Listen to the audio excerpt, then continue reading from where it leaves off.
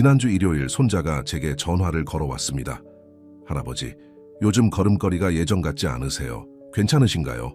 그 순간 저는 깨달았습니다.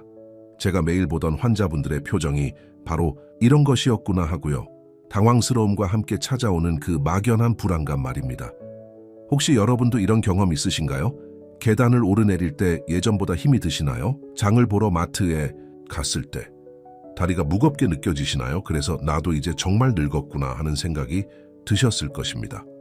오늘 제가 여러분께 꼭 전하고 싶은 이야기가 있습니다. 저는 올해 91세입니다. 아직도 일주일에 3번 병원에서 진료를 보고 있습니다. 60년 넘게 환자분들을 만나면서 깨달은 중요한 사실 하나를 여러분과 나누고 싶습니다. 많은 분들이 다리 힘이 약해지는 것을 단순히 나이 탓으로만 생각하십니다.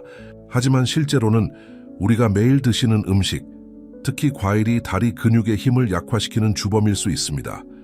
과일이 몸에 안 좋다고요? 하고 놀라실 분들이 많을 것입니다. 과일은 건강식품 아닌가요? 네, 맞습니다. 하지만 모든 것이 그렇듯 과일도 언제 어떻게 드시느냐에 따라 독이 될 수도 있습니다. 왜 아무도 이 진실을 말해주지 않았을까요? 지난달 78세 이영희 할머니가 저를 찾아오셨습니다. 선생님, 저는 매일 과일을 챙겨 드셔요. 건강을 위해서요. 그런데 왜 다리가 점점 약해지는 걸까요? 이영희 할머니의 하루 식단을 들어보니 놀랐습니다. 아침에 바나나 2개, 점심 후에 사과 1개, 저녁에 배 반 개까지 하루 종일 과일을 드시고 계셨습니다. 할머니, 혹시 밤에 다리가 저리거나 쥐가 나시나요? 아이고, 그렇지 뭐예요. 그래서 밤에 잠도 제대로 못 자요. 바로 그것이었습니다. 과일 속의 과당이 할머니의 다리 근육을 서서히 약화시키고 있었던 것입니다. 여러분, 이것은 여러분의 잘못이 아닙니다. 아무도 여러분께 이 진실을 제대로 설명해주지 않았을 뿐입니다. 의학계에서도 오랫동안 과일은 무조건 좋다는 관념에 사로잡혀 있었습니다. 하지만 최근 연구들이 밝혀낸 사실은 충격적입니다.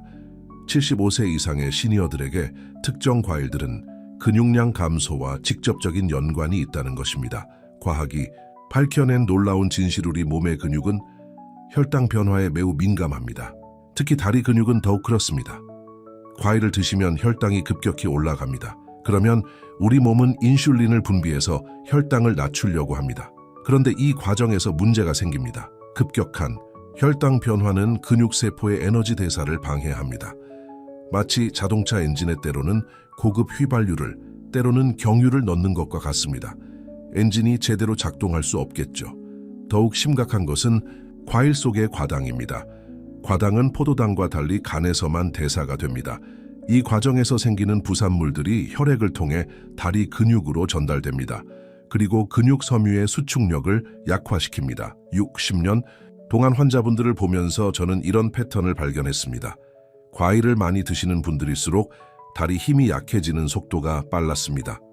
그리고 특정 과일들이 특히 더 영향을 미친다는 것도 알게 되었습니다. 조심해야 할 과일 유법까지 이제 여러분이 가장 궁금해하실 부분입니다. 어떤 과일들을 조심해야 할까요? 첫 번째, 바나나. 많은 분들이 바나나는 칼륨이 풍부해서 근육에 좋다고 알고 계십니다. 하지만 바나나 1개에는 운미 1~2개 당분이 들어있습니다. 이는 설탕 6숟가락과 같은 양입니다. 특히 아침 공복에 바나나를 드시면 혈당이 급격히 올라갑니다. 그러면 하루 종일 다리에 힘이 빠진 느낌을 받게 됩니다. 제 환자 중 한 분은 아침에 바나나를 먹으면 오후에 계단 오르기가 힘들어져요 라고 말씀하셨습니다. 두 번째, 포도는 작지만 당분 함량이 매우 높습니다. 특히 포도의 당분은 흡수가 빠릅니다. 한 송이 포도를 드시면 30분 만에 혈당이 최고치에 달합니다. 82세 박철수 할아버지께서 이런 말씀을 하셨습니다. 점심 후에 포도를 먹으면 오후에 산책할 때 다리가 후들거려요. 바로 급격한 혈당 변화 때문입니다. 세 번째, 망고는 달콤함의 끝판왕입니다. 망고 1개에는 약 30mg 당분이 들어있습니다.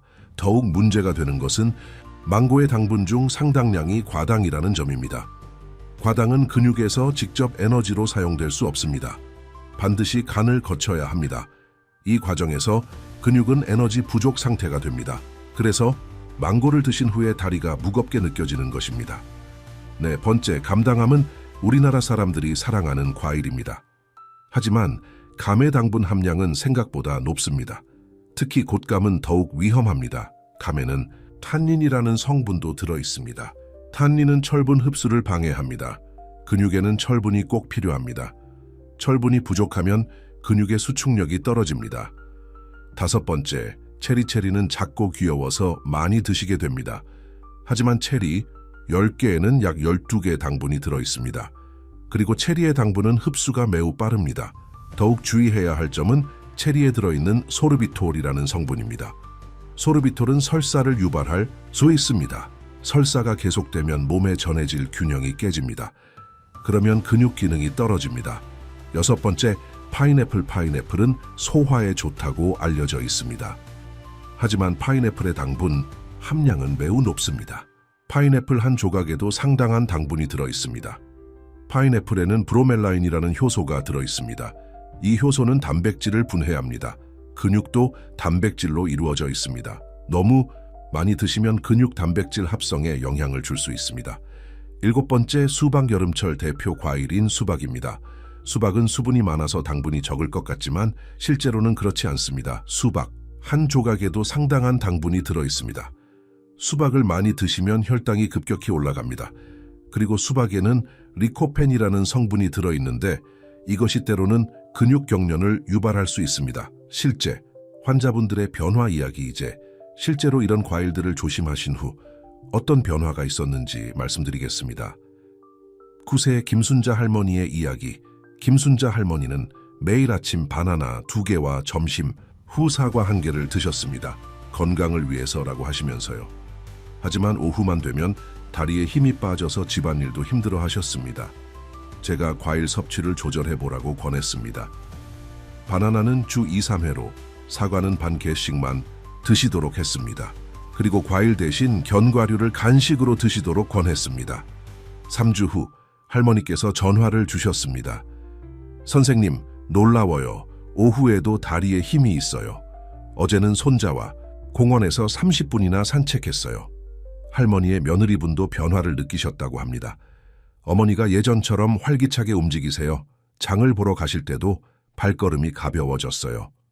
85세 이기순 할아버지의 이야기. 이기순 할아버지는 당뇨가 있으셨습니다. 그런데도 과일은 자연식품이니까 괜찮을 것이라고 생각하시고 매일 포도를 한 송이씩 드셨습니다. 할아버지는 계단을 오를 때마다 숨이 차고 다리가 떨렸습니다. 나이가 들어서 그런가 보다 하고 체념하고 계셨습니다. 제가 포도 섭취를 줄여보라고 권했습니다. 대신 혈당 지수가 낮은 베리류를 소량씩 드시도록 했습니다. 한 달 후 할아버지께서 진료실에 오셨을 때 표정이 완전히 달라져 있었습니다. 선생님, 이제 계단 오르는 게 무섭지 않아요. 아파트 3층까지 쉬지 않고 올라갔어요. 할아버지의 딸분도 변화를 실감하고 계셨습니다. 아버지가 요즘 자신감이 생기셨어요. 혼자서도 마트에 가시고 친구분들과 만나러 나가세요. 72세 박영희 할머니의 이야기. 박영희 할머니는 변비 때문에 매일 아침 곶감을 드셨습니다. 변비에 좋다고 해서요라고 하시면서요. 하지만 오히려 다리 힘이 약해지고 있었습니다. 할머니께는 곶감 대신 푸른을 소량 드시도록 권했습니다. 그리고 물을 충분히 드시고 가벼운 스트레칭을 하시도록 했습니다. 6주 후 할머니께서 저에게 이런 말씀을 하셨습니다. 선생님, 변비도 좋아졌는데 다리 힘까지 생겼어요. 어제는 시장에서 무거운 쌀까지 들고 왔어요. 할머니의 남편분도 놀라셨다고 합니다. 집사람이 예전처럼 부지런해졌어요. 집안일도 척척하시고 성격도 밝아졌어요. 그렇다면 어떻게 해야 할까요?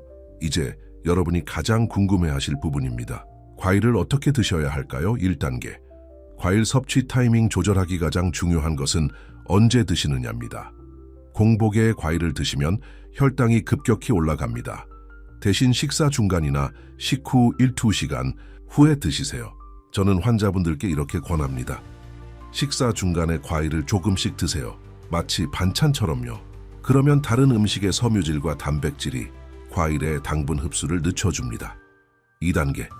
분량 조절하기. 과일의 적정량은 생각보다 적습니다. 사과는 반개, 바나나는 반개, 포도는 10알 정도가 적당합니다. 그럼 너무 적은 거 아니에요? 하고 걱정하실 필요 없습니다. 우리가 필요한 비타민과 미네랄은 이 정도로도 충분히 얻을 수 있습니다. 3단계. 대체 과일 선택하기 당분이 적은 과일로 바꿔보세요. 블루베리, 라즈베리, 블랙베리 같은 베리류가 좋습니다. 이런 과일들은 당분은 적으면서 항산화 성분은 풍부합니다. 키위도 좋은 선택입니다. 키위는 혈당 지수가 낮고 근육에 필요한 칼륨도 적당히 들어있습니다. 4단계. 과일과 함께 드실 음식 과일을 드실 때는 견과류를 함께 드세요. 아몬드나 호두 서너 개면 충분합니다. 견과류의 지방과 단백질이 과일의 당분 흡수를 늦춰줍니다. 그리스 요구르트와 함께 드시는 것도 좋습니다. 요구르트의 단백질이 근육 건강에 도움이 됩니다. 5단계. 수분 섭취 늘리기 과일을 줄이신 대신 물을 더 많이 드세요. 하루에 6, 8잔이 적당합니다. 물은 혈당을 안정시키고 근육의 신진대사를 도와줍니다. 다만 식사 직전이나 직후에는 너무 많이 드시지 마세요. 소화액을 희석시킬 수 있습니다. 선배들의 지혜로운 팁 60년 넘게 환자분들을 보면서 저는 많은 지혜로운 분들을 만났습니다. 그분들이 알려주신 실용적인 팁들을 공유하겠습니다. 88세. 할머니의 과일 보관법. 과일을 사면 바로 작은 봉지에 나눠 담아두세요. 그러면 적당량만 드실 수 있어요. 정말 현명한 방법입니다. 큰 과일을 통째로 앞에 두면 자꾸 더 먹게 됩니다. 2세. 할아버지의 혈당 체크법. 과일을 드신 후 1시간 뒤에 어떤 기분인지 느껴보세요. 다리가 무겁거나 졸리면 너무 많이 드신 거예요. 이것은 정말 정확한 관찰입니다. 85세. 할머니의 대체 간식법. 과일. 먹고 싶을 때는 오이나 당근을 드세요. 씹는 맛도 있고 단맛도 조금 있어요. 채소의 자연 단맛을 활용한 좋은 방법입니다. 과학적 근거는 무엇일까요? 이런 방법들이 왜 효과적인지 간단히 설명드리겠습니다. 혈당 안정화 과일. 섭취를 조절하면 혈당이 안정됩니다. 안정된 혈당은 근육세포에 꾸준한 에너지를 공급합니다. 마치 난방이 일정하게 유지되는 집처럼 근육도 꾸준한 에너지를 받으면 더 잘 작동합니다. 인슐린. 민감성 향상. 당분 섭취를 줄이면 인슐린 민감성이 좋아집니다. 인슐린이 효과적으로 작동하면 근육세포가 포도당을 더 잘 사용할 수 있습니다. 염증 감소. 과도한 당분은 체내 염증을 증가시킵니다. 염증은 근육 섬유를 손상시킵니다. 당분 섭취를 조절하면 염증이 줄어들고 근육이 회복됩니다. 신경 전달 개선. 안정된 혈당은 신경 전달을 개선합니다. 뇌에서 다리 근육로 보내는 신호가 더 명확해집니다. 그래서 다리에 더 많은 힘이 생기는 것입니다. 더 많은 성공 사례들. 76세. 김철수 할아버지. 김철수 할아버지는 평생 과일을 좋아하셨습니다. 특히 바나나와 사과를 매일 드셨습니다. 하지만 최근 들어 계단 오르기가 힘들어지셨습니다. 할아버지, 3주 동안만 과일을 절반으로 줄여보세요. 3주 후 할아버지께서 놀라운 변화를 경험하셨습니다. 선생님, 무릎이 덜 아파요. 그리고 오래 걸어도 다리가 덜 피곤해요. 할아버지의 아내분도 변화를 느끼셨습니다. 영감이 요즘 정정해졌어요. 같이 산책할 때도 제가 따라가기 힘들 정도예요.